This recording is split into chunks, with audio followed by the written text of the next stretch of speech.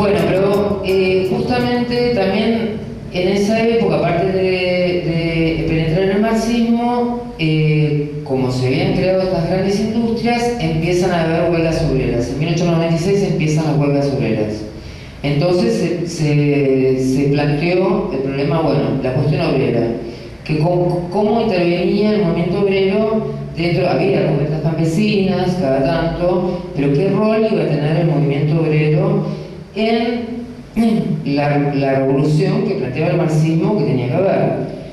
Aunque Marx y los viejos marxistas decían, no, pero primero se va a dar la revolución en Europa, en un país como Alemania, por ejemplo, que tiene que ver con concentración de obreros. No se va a dar en un país tan atrasado como Rusia, que todavía tiene que hacer una revolución democrática burguesa, solucionar las tareas, digamos, la burguesía tiene que solucionar el problema de la tierra, tiene que solucionar el problema nacional, y después recién, o sea, ahí los obreros se acompañarán, pero recién después de eso lucharán por el socialismo. Bueno, entonces se empieza a entablar una discusión dentro de los mismos marxistas. Por eso, ¿qué tipo de revolución estaba planteada para Rusia?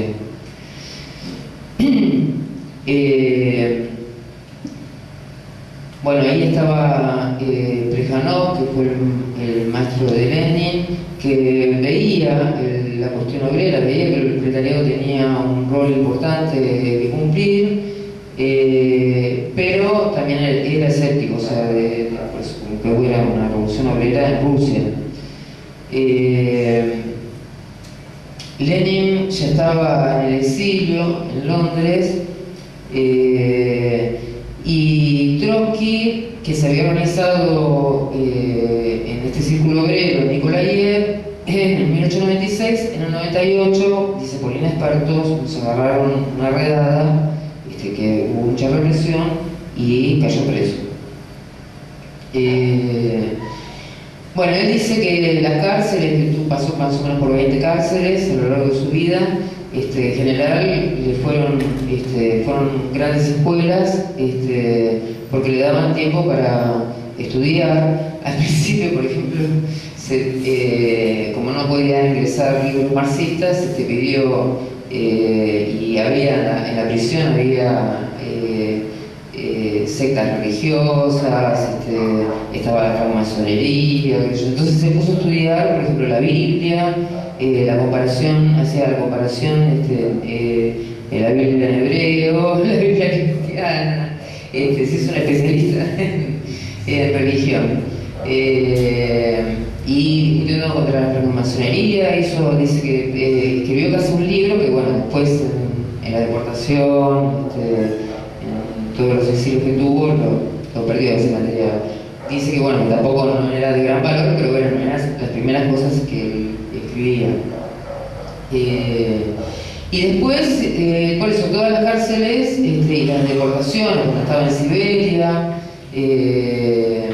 porque por eso de la cárcel lo mandaron a Siberia, y ahí se casó con Alexandra, porque era la única forma de que lo mandaran a la deportación juntos. Por eso eran tanto por las lecturas como por las discusiones que había entre los distintos deportados, eran grandes escuelas de marxismo. Bueno, él logra escaparse de Siberia, la mujer lo impulsa, ella se queda en Rusia, pero lo impulsa a que se escape, y lo conoce a Lenin en Londres. Y se une al grupo Iskra, que eran por eso los viejos marxistas. Ahí estaba Plejánov, Zulich, Martov,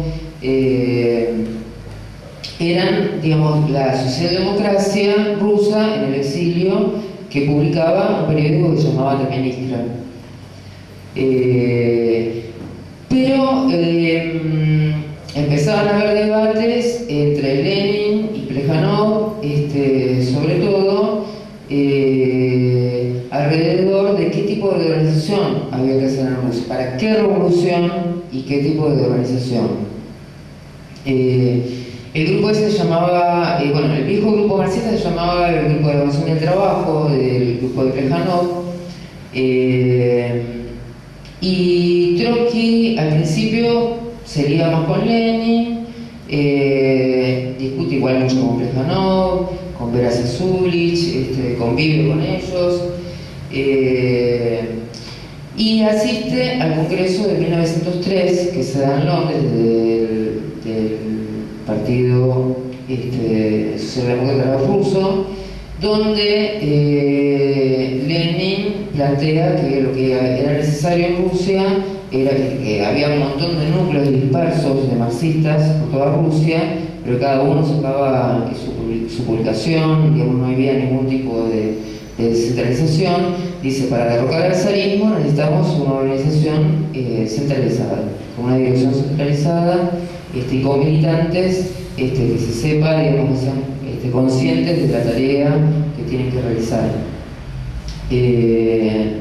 Bueno, Plejánov, Martó, Vera Zasulich estaban en contra de esa posición, veían un partido más laxo, no veían esa necesidad de centralización, porque ellos en realidad, como no veían que iba a haber una revolución plena en Rusia, seguían pensando que iba a ser en Alemania o en algún país avanzado. No veían esa necesidad. Ellos pensaban que iba a haber una revolución democrática burguesa dirigida por la burguesía, y entonces no hace falta, simplemente los obreros tienen que acompañar.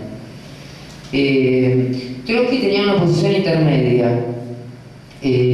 No estaba de acuerdo con el centralismo democrático de Lenin, porque pensaba que era autoritario, con una disciplina muy férrea, eso podía, porque ya veían como el Partido Socialdemócrata Alemán, que era el partido más fuerte de la socialdemocracia, se había convertido, la dirigencia se había convertido en una burocracia que frenaba todo el impulso del movimiento de los obreros y de las masas. Entonces, tampoco tenían la posición de los mencheviques, porque los mencheviques pensaban que, bueno, tenían esta posición de que los burgueses iban a dirigir la revolución. Y Trotsky ya había visto que la burguesía, que era muy débil, porque los capitales, digamos, las industrias estaban manejadas por capitales extranjeros,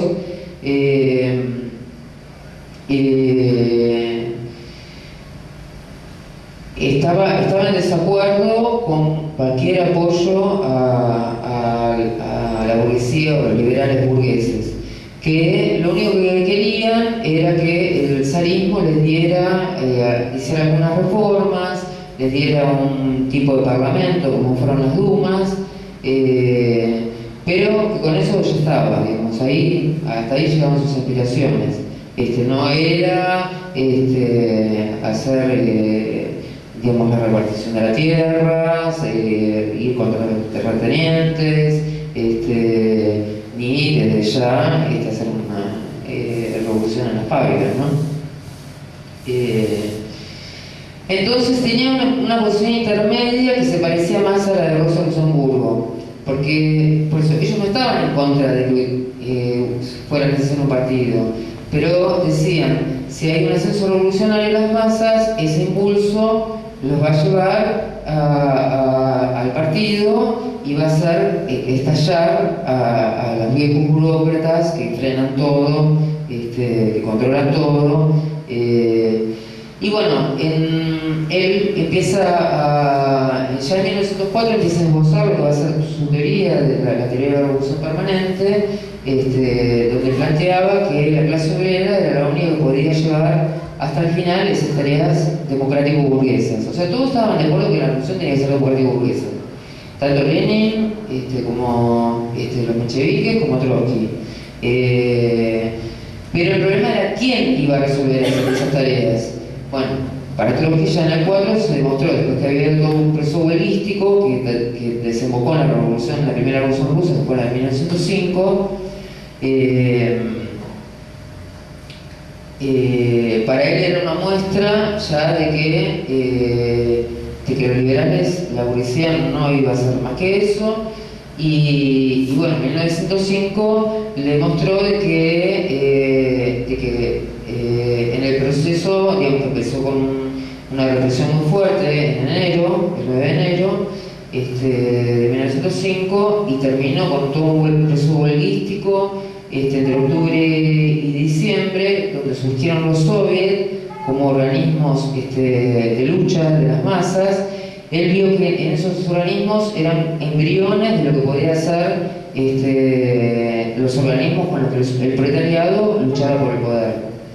Y que una vez que tomaran el poder y empezaran a resolver las tareas democráticas, no se iban a poder quedar ahí, porque la burguesía iba a tratar de hacer todo lo imposible, junto con el zarismo, la reacción, para hacer volver todo para atrás. Entonces, que necesariamente los obreros iban a tener que avanzar en la politización de la tierra, en tomar las fábricas, en controlar los servicios esenciales,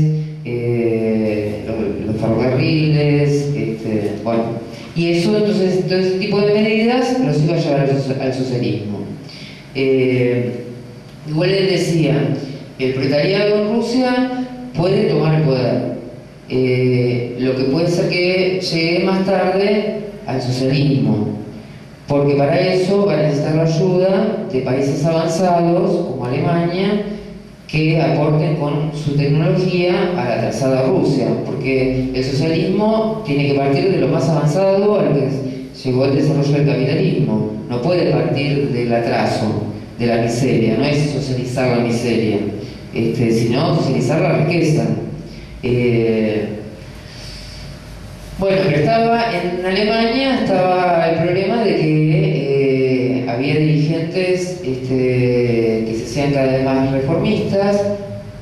La posición que surgió ahí fue la de Rosa Luxemburgo, Polierne, que tendían más a las posiciones de Lenin y de Trotsky, el grupo espartaquista.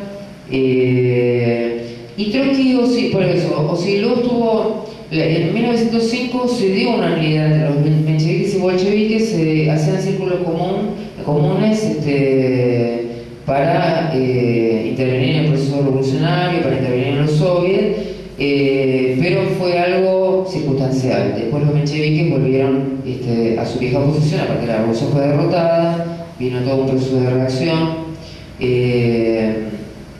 Trotsky se tuvo que exiliar, ¿no? Porque él dirigió el Soviet de San Petersburgo y lo metieron preso, de nuevo lo deportaron y de nuevo se escapó. Y entonces estuvo exiliado no volvió hasta después de febrero del 17 a Rusia. Bueno, Lenin también seguía en el exilio. Bueno, el otro hecho importante que lo acercó más a Lenin y al partido bolchevique fue la Primera Guerra Mundial, en 1914, donde Trotsky planteaba, digamos, que tanto como Lenin, de que ahí con el estallido de la Primera Guerra Mundial se demostraba de que había habido un cambio de época. O sea, de la vieja época del reformismo, donde el capitalismo se desarrollaba las fuerzas productivas, en relación al feudalismo, digamos, había perdido las aduanas, las fronteras que llevaban los feudos, ¿no? Que no permitían que se desarrollaran las fuerzas productivas.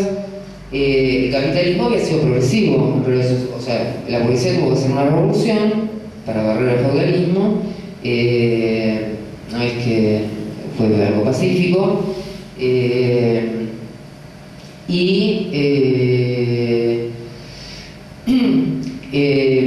1914 se demostró justamente, o sea, que los estados tuvieron que ir a guerras entre sí porque ya las fronteras nacionales de la burguesía se habían convertido nuevamente en un freno para el desarrollo de las fuerzas productivas. Y el mundo ya estaba repartido, cada imperio tenía sus colonias, sus dominios, entonces era pelearse por arrancarse las colonias unos a otros, para poder tener mercado donde meter sus productos. Algunos ponen, por eso, Trotsky dice que en realidad 1905 ya fue la revolución que ya marcaba el comienzo del cambio de época. Fue la primera revolución obrera. Pero en general los historiadores lo marcan entre 1914 y 1917, que fue la Revolución Rusa, el cambio a la época de guerras, crisis y revoluciones. O sea, en el siglo XIX hubo guerras, en el siglo XIX hubo revoluciones, había crisis económicas, pero no de la magnitud y, digamos, a nivel que se desarrollaran a nivel mundial para llevar a guerras mundiales, ¿no? Como fueron la primera y la segunda. Y que cada vez, por eso iba a aumentar cada vez más la rapacidad de las potencias imperialistas, iban a utilizar cada vez más de carne de cañón a los trabajadores para pelear por sus intereses. Como el imperialismo hegemónico durante el siglo XIX fue Inglaterra, Trotsky veía que la guerra principal se iba a dar entre Inglaterra y Estados Unidos. Pero como Inglaterra abdicó, o sea, se sometió a Estados Unidos, la contradicción principal se planteó entre Estados Unidos y Alemania. Aunque Estados Unidos en la Primera Guerra Mundial, tanto como en la Segunda, intervino al final de la guerra, porque primero quería que se desgastaran los imperialismos entre sí, y entonces sobre la base de que estuvieran hechos polvo, ahí ellos entraron. En la Primera Guerra Mundial no se definió la hegemonía, o sea, ya venía como potencia económica, Estados Unidos venía en desarrollo, pero por eso no tenía colonias. Lo que se había alcanzado era a tener control sobre Latinoamérica, aunque todavía estaba en disputa con los otros imperialismos, y tenía que terminar de definir concretamente de qué era el imperialismo hegemónico. Por eso se fue a una Segunda Guerra Mundial. Bueno, en 1914 la socialdemocracia pegó un salto. Ya venían por eso con tendencias reformistas, pero se terminan de ver cuando la socialdemocracia se une a las burguesías nacionales. La socialdemocracia alemana apoya a la burguesía alemana, la socialdemocracia francesa apoya a la burguesía francesa, cada uno en su imperialismo, lo que nosotros llamamos socialpatriotismo. Y apoya las guerras mundiales, apoya la carnicería imperialista.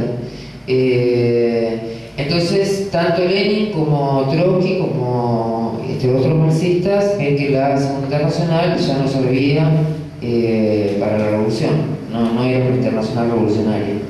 Entonces, que había que abandonarla y luchar por crear una nueva internacional, la tercera.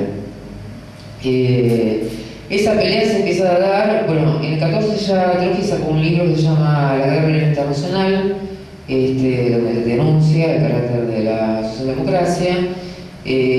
Todavía no se había unido con Lenin, todavía tenía ciertas diferencias, el partido no convencía. Hicieron dos conferencias en Europa con lo que sería la izquierda de los mencheviques, por eso estaba Trotsky y los bolcheviques. No se llegó a mucho más que ver, que por eso que la segunda estaba mal, pero de ahí algunos dijeron, bueno, no hay que hacer la tercera, hay que hacer una segunda y media. No, o sea, algo intermedio. Les parecía que la tercera no había condiciones para formarla. Pero tanto Trotsky como Lenin, desde el 14, aunque por separado, empiezan su lucha por la internacional. Porque ellos sabían, por eso lo tenían claro los dos, que no había revolución nacional que pudiera sostenerse en el medio del mundo capitalista. Toda revolución nacional, si no avanzaba el terreno internacional, iba a volver para atrás. Bueno, esa lucha la continúan y con la confianza de que la guerra iba a llevar a nuevas revoluciones, porque crea condiciones en las masas terribles, de miseria. No es porque las masas digan, ahora tenemos que hacer el socialismo, sino porque digamos, la lleva a condiciones que solamente se pueden solucionar con una revolución. Entonces, bueno, justamente de eso surge la primera revolución, la de febrero y después la de octubre, porque las masas en Rusia estaban exhaustas, no querían hacer más nada con la guerra, y aparte era la guerra de trincheras, que morían de millones, que la mayoría eran campesinos, que volvían de los frentes y contaban toda la miseria y el desastre del armamento que tenían, las condiciones terribles en que vivían, le contaban, lo contaban en aldeas, hacían propagandistas sin quererlo, digamos, de lo que pasaba. Y bueno, eso fue un gran acicate para derrocar al zar, para hacer una revolución contra el zar, porque el zar era el que estaba conduciendo la guerra. Pero en febrero no estaban ni Trotsky ni Lenin en Rusia, estaban exiliados. Trotsky había llegado a Nueva York, donde se había metido en el Partido Socialista y sobre todo en la sección rusa, y le empiezan a llegar noticias de la revolución de febrero. Y empieza a hacer un análisis que coincide, por eso, no porque se pusieran de acuerdo, pero coincidían con los análisis que empieza a hacer Lenin, de que con la revolución de febrero se había derrocado el zarismo, pero había asumido las masas, como no habían estado dirigidas por un partido revolucionario, habían puesto un gobierno burgués, un gobierno provisional, pro burgués, y los que habían quedado de la dirección bolchevique que había quedado en Rusia, entre los que estaban Stalin, Kamenev, Zinoviev, pensando que era la revolución que pregonaba antes Lenin, que era una revolución democrático-burguesa, donde sumiera una dictadura democrática de obreros y campesinos, pensaron que era ese gobierno provisional era parte de ese proceso. Entonces lo apoyaron. En su periódico apoyaron al gobierno provisional. Hasta que llega Lenin y hace una discusión furibunda y escribe la tesis de abril, y donde la tesis de abril plantea, bueno, ya la dictadura democrático-burguesa, democrática de obreros y campesinos ya se dio, ya fue, ahora lo que hay que pelear es por la dictadura del proletariado. Todo lo demás es apoyo a la burguesía, es estar contra la revolución, y bueno, entablan una pelea furibunda contra la elección del partido bolchevique, hasta que los convencen. Trotsky llega en mayo desde Nueva York, previo, bueno, hay cuenta que tuvo que pasar en el medio por un campo de concentración en Canadá, donde se encontró con muchos marineros, hizo propaganda entre los marineros, bueno, llega dispuesto a unirse al partido bolchevique, a unirse al partido de Lenin, porque se había dado cuenta que sí, que era necesario un partido para la revolución, que él mismo planteaba que tenía que haber, era necesario un partido centralizado. La única discusión que tuvo con Lenin ahí fue si entraba solo o si primero convencía a la organización que él había construido en Rusia, que se llamaba Interdepartamental, donde había varias figuras que después fueron teóricos muy importantes del partido bolchevique, como Lunacharsky, Urinsky, bueno, aportaron cuadros muy importantes a partir de bolchevique, y en agosto se concreta la unidad, no la unidad, sino que el ingreso de la organización de Trotsky al partido bolchevique. Y a Trotsky lo votan para el comité central. Todos subordinándose al centralismo democrático que planteaba Lenin que era necesario. Centralismo democrático significa, digamos, una dirección centralizada, ¿no?, nacional, pero que a la vez, digamos, haya círculos donde haya grandes y continuos debates alrededor de la estrategia, de la política, de las tácticas, y una vez que se toma la decisión, se actúa en conjunto. Digamos, no quiere decir, por eso no es esa vieja idea que tenía Trotsky de que era autoritario. Sí, en cierta forma es, bueno, cuando hay que actuar, ¿no? Y hay que actuar centralizadamente, todos tienen que ir por el mismo lado, digamos, ¿no? Si uno va para un lado, otro va para el otro, difícilmente se pueda dirigir una revolución. Bueno, a Trotsky, los mismos bolcheviques no les gustaba mucho Trotsky. Lo aceptaron porque Lenin, aparte dijo desde que ingresó al partido bolchevique, no hay mejor bolchevique que él, pero nunca lo miraron con buenos ojos. Pero hasta que se murió Lenin en el 24, se tuvieron que aguantar, digamos. Porque en general, todas las posiciones más importantes, Lenin y Trotsky coincidían. Y bueno, sobre todo cuando Trotsky primero planteó la táctica para la insurrección, que fue la mejor, que era mejor que la que había pensado Lenin,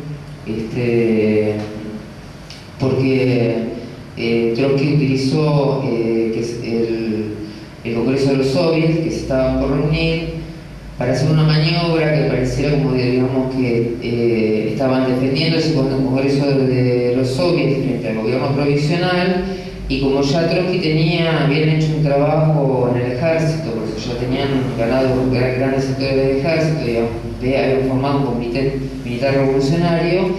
Desde ahí, que era el comité, estaba legalizado como que era el comité que defendía al soviet, lo protegía de, por ejemplo, de Kornilov, digamos, de los sectores más de derecha.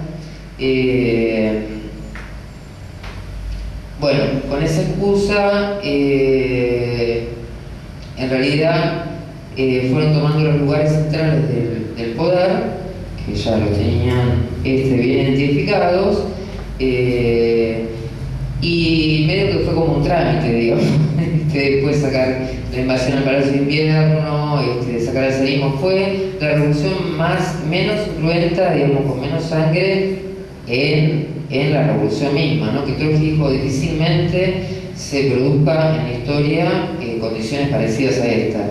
O sea, eso nos dice que cuando pensemos en una revolución hay que pensar siempre en las particularidades del país, de cuáles son los centros estratégicos de ese país, dónde están las concentraciones principales del proletariado, de cómo desarrollar los organismos de la organización de las masas, digamos, por eso no hay algo que... Trotsky decía, la revolución rusa no se puede repetir.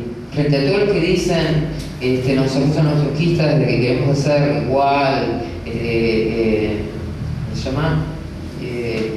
Llevar la revolución rusa, copiarla en otros países, no, nosotros no pretendemos copiarla, ni Trotsky nunca la quiso copiar, sino, digamos, lo que el hilo conductor es que la burguesía no va a hacer más revoluciones, sino que es totalmente contrarrevolucionaria, que los partidos reformistas también cumplen un rol contrarrevolucionario,